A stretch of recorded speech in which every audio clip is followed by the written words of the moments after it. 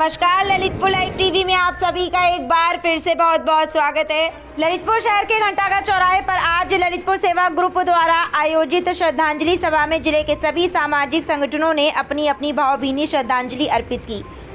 आपको बताते चलें कि विगत दिनों पूर्व ललितपुर के महिला जिला चिकित्सालय में डॉक्टरों की लापरवाही के चलते और समय से इलाज न मिलने के कारण एक प्रसूता की जान चली गई थी, जिसको लेकर अस्पताल परिसर में पूरी रात हंगामा चलता रहा था।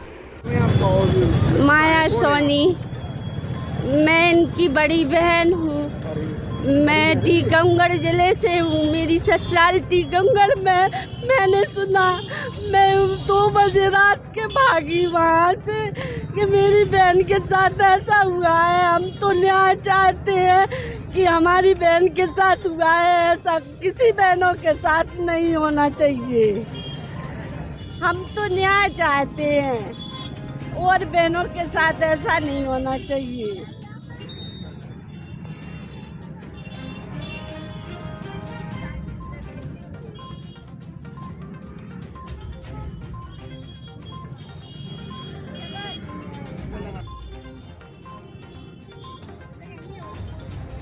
क्या नाम है आपका और मृतक कौन है आपकी? और हम इनकी सबसे छोटी बहन है, ये हमारी दीदी हैं। हमारा यही कहना है कि ये जो कुछ भी आज हुआ है, ये आगे ना हो, किसी भी बहनों के साथ ना हो। इसलिए दोषी हैं, उनके ऊपर कड़ी कार्रवाई की जाए, उन्हें सजा दी जाए ताकि किसी और के साथ आगे ऐसा ना हो। और अस्पतालों में हर जगह अच्छी व्यवस्था की जाए ताकि आगे जो डिलीवरी हो बहनों की, उनके साथ ऐसा ना हो, अच्छा इलाज मिले और फ्री इलाज हो। मैं चाहता हूँ आपके चैनल के माध्यम से ये सभी लोगों तक बात पहुँचे कि हम सब लोग संगठन के जितने भी लोग हैं, जो एक्टिव संगठन हैं, सब मिलकर जिला अस्पताल में अपने अपने नंबर सर्कुलेट करें। वहाँ पर अस्पताल में बताएं कि कभी भी किसी से किसी भी तरह की अनैतिकता या अनियमितताएं बरती जाए या किसी से भी पैसे की मांग की जाए तो इन विभिन्न नंबरों पर कॉल करके उससे संपर्क करें और उसको बताएं कि हमसे पैसे की मांग की जा रही है। हमारे जिला ललितपुर की जिला महिला चिकित्सा अस्पताल में जो 1 तारीख को घटना घटी है, बहुत दर्दनाक और जिले के लिए शर्मनाक घटना है। एक माँ अपने बच्चे को जन्म देने के लिए वहाँ एडमिट हुई। वहाँ के डॉक्टरों की उदासीनता देखते हुए उसको मना कर दिया और उसकी दर्दनाक मौत नहीं, उसकी हत्या डॉक्टरों द्वारा की गई है। अगर सही समय पर उसका इलाज हो जाता तो उसकी मौत नहीं होती। दूसरे में ये कहना चाहता हूँ कि यहाँ के डॉक्टरों ने खुद अभी पता चला है कि उन्हें हार्ट अटैक से उसकी मृत्यु हुई है, जबकि पता है कि प्रेग्नेंट महिला 9 माह पूरे हो गए, हार्ट अटैक कहाँ से होता। खुद डॉक्टर खुद की जांच। तीसरे में यह कहना चाहता हूं कि हमारे ललितपुर जिले के चुने हुए जनप्रतिनिधि की उदासीनता को देखते हुए, क्योंकि मुख्य चीज़ चिकित्सा, शिक्षा, बिजली और पानी है, लेकिन हमारे कोई भी जनप्रतिनिधि इस पर कोई ध्यान नहीं दिए हैं। अगर हमारे जनप्रतिनिधि ध्यान देते जिला अस्पताल पर तो यह घटना नहीं घटती। यह बड़ी घटना है और जिला प्रशासन, शासन प्रशासन तो उदासीनता है ही। इसके पूर्व भी मैंने कई बार शिकायतें की जिला अस्पताल की, तो पहले रेफर सेंटर था, अब यहाँ मौत का सेंटर हो गया है। मैं इसकी घोर निंदा करता हूँ।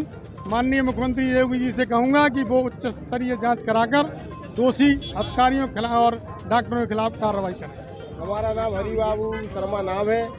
मैं कांग्रेस से भी हूँ, नागरिक विकास मोर्चा का अध्यक्ष भी हूँ। इसके माध्यम से आपको बताना चाहता हूँ कि मेडिकल कॉलेज में घोर लापरवाही की वजह से हमारी पेशेंट मालती जैन जो वहाँ पर दिखाने के लिए गई, उसको अस्पताल में कोई उपचार नहीं मिला। सारे दिन भर वो यहाँ से वहाँ होती रही, डॉक्टरों ने संज्ञान नहीं लिया। डॉक्टरों की आपसी गुटबाजी की वजह से उसको वहाँ पर इलाज नहीं मिल पाया। इलाज नहीं मिल गया, उसकी मृत्यु हो गई। मृत्यु होने के बाद उसके पोस्टमार्टम जो कराया गया है वो सरासर गलत है। इस पोस्टमार्टम को दोबारा कराया जाए। उसको जिस तरह से बताया गया है, परेशान होने के बाद उसकी उपचार न मिलने के बाद उसकी मौत हुई है, लेकिन डॉक्टर लोग इसको हार्ट अटैक बता रहे हैं, लेकिन ये पूरी तरह से गलत है। इसका उच्च स्तरीय इसकी फिर से पुनः पोस्टमार्टम कराया जाए। जब तक इसकी पोस्टमार्टम नहीं होगा, इसकी जांच का सही इदारा नहीं होगा। जिला चिकित्सालय में इसके पूर्व में भी 6000 रुपये एक महिला से लिए गए थे, जो हमारी महिला आयोग की सदस्य अर्चना पटेल ने स्वीकार किया ये 6,000 रुपये लिए गए थे, उसके बाद मालती से ही पैसे मांगे गए थे। इससे निश्चित ही यही कदम कदम पर भ्रष्टाचार है। इसके पूर्व में भी हमने कई बार खून की दलाली की शिकायतें की, उसमें भी कोई परिणाम नहीं निकला। तो हम चाहते हैं कि जब तक डी नाथ को वहाँ से हटाया जाए और दोबारा उसका पोस्टमार्टम कराया जाए, जब तक और उसके खिलाफ मुकदमा लिखा जाए, डॉक्टरों को जेल भेजा जाए, यही हमारी सच्ची श्रद्धांजलि होगी मालती के लिए। यह बेहद शर्मनाक जो घटना हुई है जिला अस्पताल मेडिकल कॉलेज में, इसमें पूरा एक तो ये जो जिला प्रशासन है इसकी स्वास्थ्य विभाग के द्वारा जो लापरवाही आज पहली घटना नहीं हुई है। हमेशा से जिला अपना जो चिकित्सालय है ये रेफर सेंटर बना हुआ है। मशीनें सारी उपलब्ध होने के बाद भी कह दिया जाता है मशीन खराब है, प्राइवेट मशीनों पर जाकर के ये लोग काम कराते हैं और वहाँ से अपना कमीशन लेते हैं। मौत के सौदागर बने हुए बैठे हैं जिले के चिकित्सालय के सारे लोग। और यहाँ का जिला प्रशासन, यहाँ के जनप्रतिनिधि जिन्हें जिम्मेवारी दी गई है हमारे जनता की, वो सब नाकारा निकम्मा लूट और खसोटो जमीनों के कब्जे आने में लगे हुए हैं। जनता को ईश्वर के भरोसे छोड़ दिया है, इसकी बड़ी भर्त्सना करते हैं। और आज हम सभी लोग नगरवासी श्रद्धांजलि अर्पित करने के लिए आए हैं। मीडिया से भी बड़ा सहयोग मिलता रहा है ऐसी जघन्य घटनाओं पर, तो मीडिया से भी मैं आपसे निवेदन करूंगा कि ऐसी घटनाओं पर आप लोग भी फोकस करते रहे तो पुनरावृत्ति ना हो।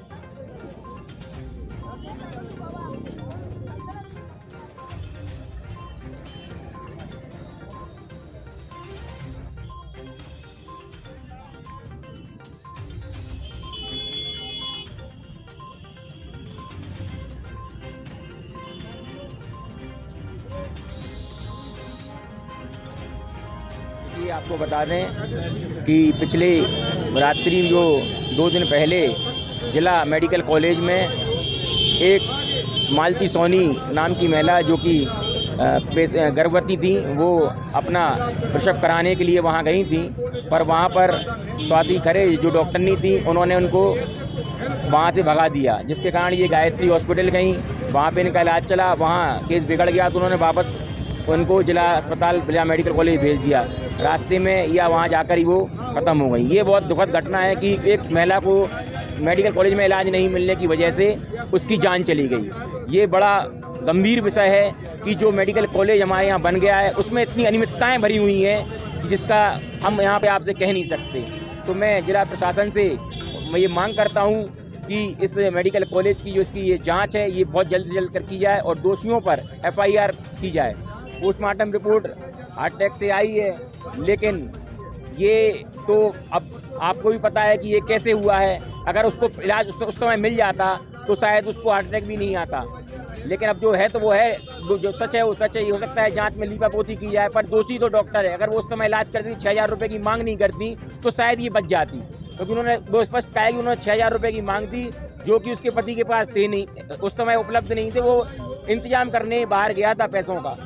एक बहुत अच्छा कृष्ण बिहारी नूर साहब का एक शेर है, मैं वो जरूर यहाँ पे कहना चाहूँगा कि धन के हाथों बिके हैं सब कानून और अब किसी जुल्म की कोई सजा ही नहीं। हमें लगता है कि फिर से अब कोई जुल्म की कोई सजा मिलनी ही नहीं है किसी के लिए। बिल्कुल कहना सही है कि गुटबाजी और की शिकार की वजह से एक जो गर्भवती महिला और उसके बच्चे की मौत हुई है वो बहुत ही दर्दनाक है।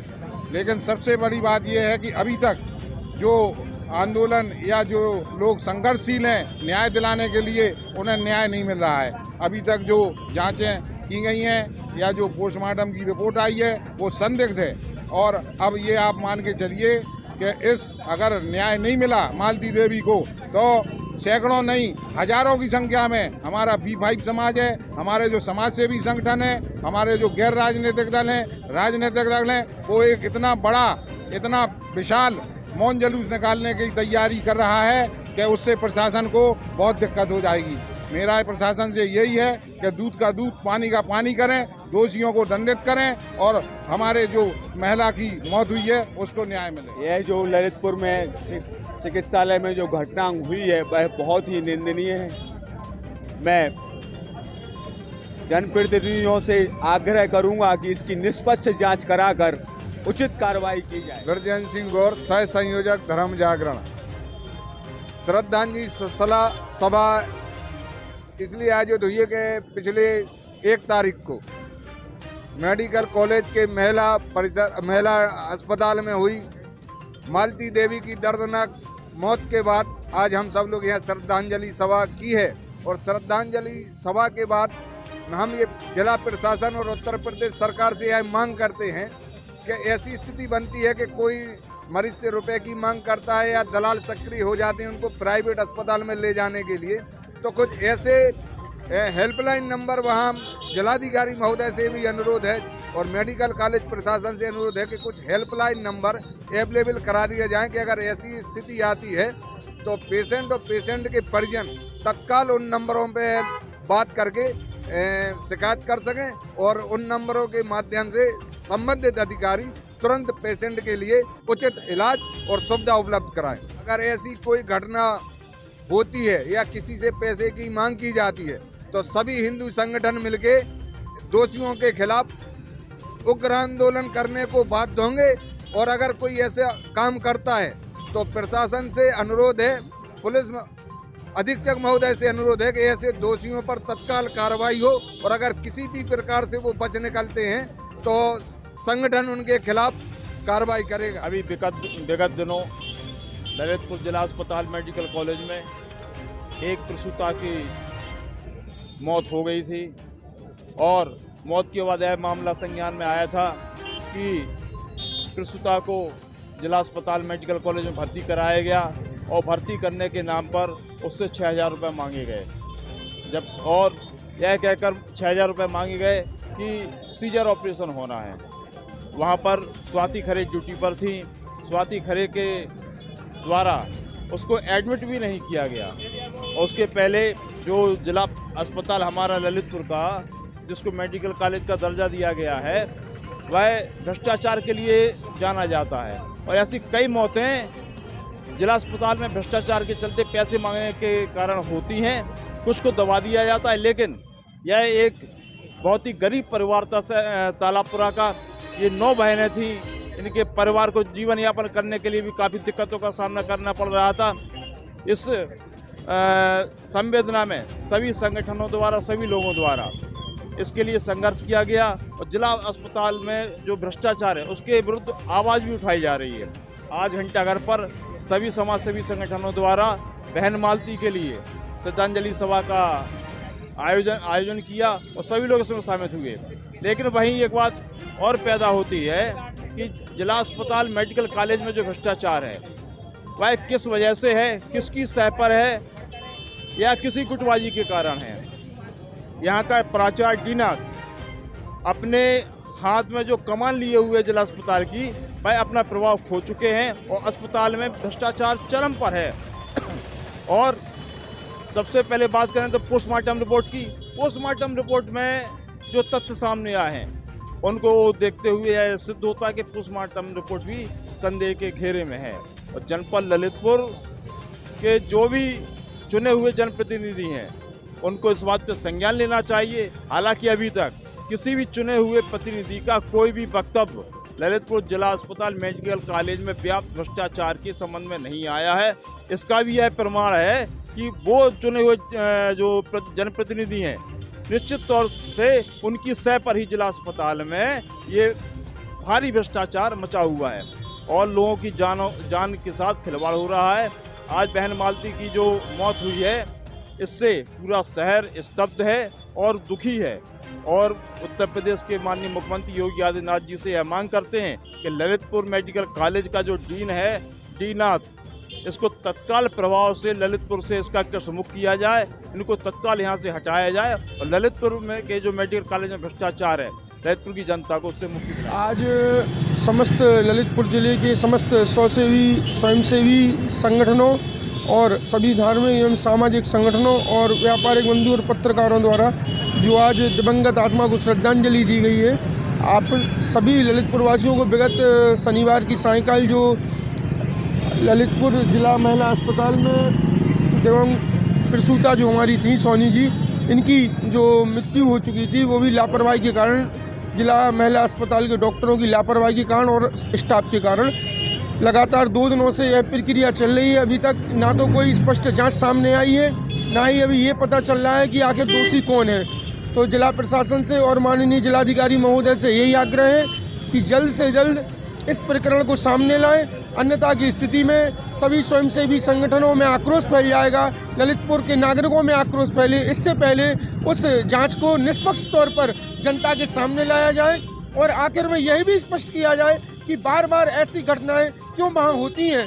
आला अधिकारी ना स्वयं को कभी दोषी करार देते हैं, ना ही अपने स्टाफ को दोषी करार देते हैं। हमारा यही आग्रह है आपके चैनल के माध्यम से, शासन प्रशासन को भी यही हमारा आग्रह है कि जल्द से जल्द इस प्रकरण में निष्पक्ष जांच कर और इस प्रकरण के बाद जो महिला अस्पताल में ये जिस तरीके से लेन देन की घटनाएं लगातार हो रही हैं, ऐसी घटनाओं को जल्द से जल्द वहाँ पर बंद होना चाहिए, जिससे आम जनता को राहत मिल सके। ये हम माननीय जिलाधिकारी से और बहुत जल्द हम कमिश्नर साहब से भी मिलने वाले हैं, क्योंकि हमें नहीं लगता, हम संतुष्ट नहीं हैं। हो सकता है कि हार्ट अटैक अगर किसी पेशेंट को आता है, जब किसी पेशेंट को अगर हार्ट अटैक में उसकी मृत्यु आप स्पष्ट कर रहे हैं, उसके पहले जो प्रकरण है कि उसकी तड़प कर मौत हुई है, अगर उसका इलाज होता तो हो सकता है उसको हार्ट अटैक भी नहीं आता। अगर पोस्टमार्टम में हार्ट अटैक आ रहा है, एक गर्भवती महिला के जब पेट में बच्चा है, उसकी दिल की धड़कनें बनेंगी, तो स्वाभाविक बात है कि उसको हार्ट अटैक आएगा। हम यही चाहते हैं कि रिपोर्ट कुछ भी हो, लेकिन जो दलालों का वहाँ पर जमावड़ा लगा हुआ है, उस दलालों के जमावड़े को वहाँ से हमेशा के लिए खत्म होना चाहिए और जिला प्रशासन को सख्त से सख्त कार्रवाई इसमें लाना चाहिए अपनी अमल में, और दोषियों को तत्काल प्रभाव से जेल भेजा जाए। जी, यह बात हमने सुबह भी माननीय जिलाधिकारी महोदय ने ज्ञापन में स्पष्ट कराया है। सबसे पहले तो हम ये चाहते हैं कि जो आशाएं प्रसूताओं के साथ जाती हैं, उन आशाओं को माननीय सीएमओ महोदय द्वारा एक निर्धारित ड्रेस कोड करना चाहिए। ड्रेस कोड से उनकी पहचान होगी, एक उनका आई कार्ड रखना चाहिए, जिससे कम से कम वहाँ ये स्पष्ट हो सके कि ये आशा अपने प्रसूता को लेकर आती है, जहाँ पर वहाँ से सबसे पहले तो दलाली खत्म होगी। उसके बाद जो हेल्पलाइन नंबर है संगठनों के डाले जाएंगे, तो समस्त जिला के नागरिकों से यही हम लोगों का विशेष अनुरोध रहेगा कि आप स्वयंसेवी संगठन है उनको कॉल करें। अगर किसी भी तरीके का बाहरी व्यक्ति आपसे कोई मांग करता है या किसी प्रकार की अन्यथा की स्थिति में आपको बहलाता फुसलाता है, तो आप इस स्थिति में सबसे पहले आप स्वयंसेवी संगठनों को ही कॉल करें। घटना निश्चित तौर से शर्मनाक है और दुखद है, क्योंकि इस प्रकार की घटनाएं लगातार घट रही हैं, लेकिन ये एक अच्छी पहल है कि तमाम स्वयंसेवी संगठनों ने इस बात को उठाया एक साथ। इसलिए प्रशासन हो सकता है कि इसको अपने संज्ञान में ले, और ललितपुर सेवा ग्रुप ने सानू बाबा के नेतृत्व में जो पहल की है स्वयंसेवी संगठनों ने, सबको एक साथ और तेज़ी से आना चाहिए। क्यों कि जो लोगों की आशाएं अपने जनप्रतिनिधियों से हैं, वो लोगों की जनप्रतिनिधियों की आशाएं जो थी वो खरी नहीं उतर रही हैं। इसलिए अब आवश्यकता है कि जब तक स्वयंसेवी संगठन नहीं आएंगे सड़कों पर, समय समय पर इस प्रकार की घटनाओं को नहीं उठाएंगे, इन पर लगाम नहीं लगेगी। जैसा जानकारी है कि जो घटना घटी है, सबसे पहले जो चिकित्सक हैं उनको चिन्हित किया जाए और चिन्हित करने के बाद उन पर कार्रवाई हो। यदि कार्रवाई नहीं होगी तो स्वयंसेवी संगठन निश्चित तौर से उन अधिकारियों को कोर्ट में ले जाएंगे, जिससे लोगों को जो पीड़ित पक्ष हैं उनको न्याय मिल सके।